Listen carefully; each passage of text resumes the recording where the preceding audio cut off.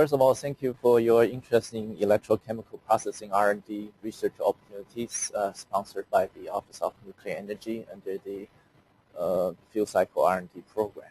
My name is Stephen Cohn. I help my management to oversee this program. And here is my contact information listing slide here, stephen.cohn@hq.doe.gov, and my phone number is 301-903-8074. So also, I have a lab contact who helped me to manage this program. His name is Mark Williamson at Argonne National Laboratory. Mark's phone number here is 630-252-9627. And Mark's email address is williamson@anl.gov. So before we start, I want to make sure we understand the same thing here. The electrochemical processing, also called pyroprocessing. So I may interchange these two words. In our definition, this is a high temperature process. We usually deal with 500 degrees Celsius or above. So in that perspective, we are not really interested or focused on low temperature or room temperature electrochemical processing at this call. Thank you. Thank you. The first research need area under electrochemical processing is phase equilibrium in binary and higher order molten salt system. What we are looking for is to provide insight into solvent-solute interaction and the thermodynamic properties of the system. And especially, we are interested in the system containing actinide and lanthanide system. And the second one is we like your help to explore the compound formation, especially to identify decomposition mechanism and temperatures. And the third item is we would like your help to understand fundamental chemical properties of molten salt systems. This may include both chloride and the fluoride system, so not limited to our current chloride system. And the second area is to better understand thermodynamic property of transuranic elements in molten salt system.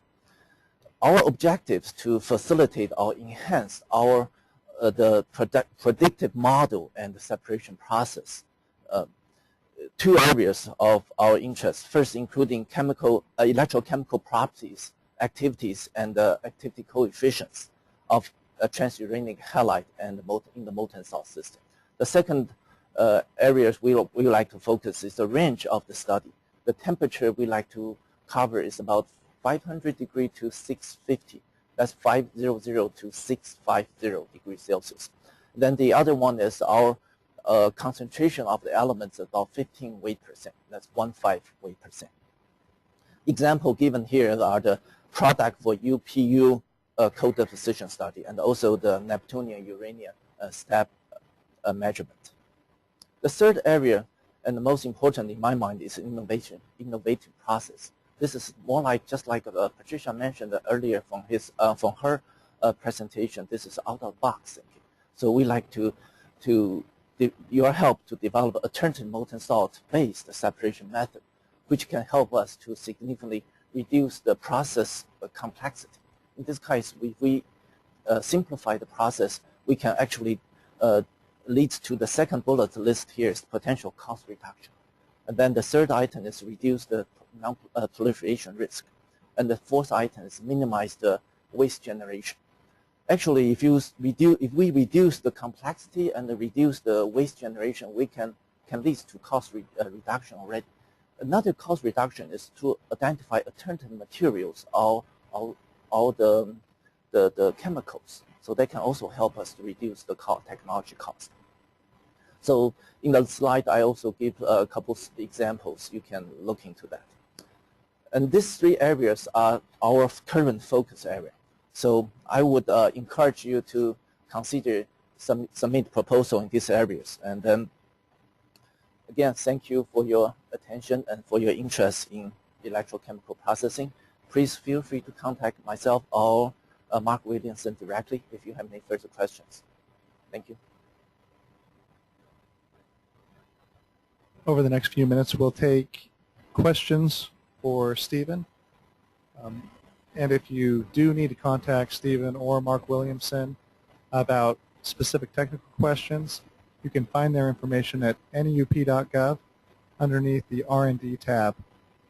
They will be listed under the technical points of contact. Is there any interest in the area of amorphous halide melts? These are glassy. Not at this time. This is not our current focus. Can you please provide an example that is of interest to DOE for the solvent-solute interactions? That's one of the diagram we showed here. Is the solvent interaction here. You can check the example given here. But most important here is a lot of this kind of data in the literature. What we sometimes find is the inconsistent of the result. So if you can help us to better understand those kind of information, they will help us to better improve the technology. So in many cases, the university is good for thermodynamic study of this kind of complex solid-solid interaction studies. That's very good for the university study. But again, I like to emphasize, like what Patricia mentioned before, is we like to encourage you to work with university partners. If you have any partners to help you to identify a current research focus, they will make you have much more advantage in get funding in the future. Because we do like to work with you to work with the laboratory instead of you work independently. So you know our program interest in focus. Are corrosion issues with halide melts of interest? Corrosion. Yeah, sure. That could be an interest. That would be a material issue.